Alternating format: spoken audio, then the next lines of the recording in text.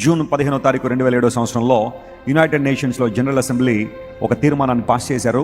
మహాత్మా గాంధీ పుట్టినరోజున international day of non వైలెన్స్గా అహింస దినోత్సవంగా ఈరోజు ప్రకటిద్దామని యుఎన్ వారు 2007లో అనౌన్స్ చేశారు.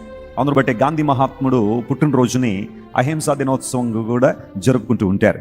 అండ్ ఐఎమ్ ష్యూర్ గాంధీ మహాత్ముడు అహింస అనే సిద్ధాంతాన్ని ఎక్కడ నుండి నేర్చుకున్నాడు లేదా ఎక్కడి నుంచి ప్రేరణ పొందాడు అనడానికి మనకు పెద్దగా రీసెర్చ్ అక్కర్లా. మీరు ఒక 40-50 పుస్తకాలు చదవాల్సిన అవసరంలా. మహాత్మా గాంధీ గారు అహింసా సిద్ధాంతాన్ని నేర్చుకున్నది పరిశుద్ధ లేఖనాల నుంచి. దేవుడు నామమున స్తోత్రం కలుగును గాక. సాత్వికులు ధన్యులు, వారు భూలోకాన్ని స్వతంత్రించుకుంటారు.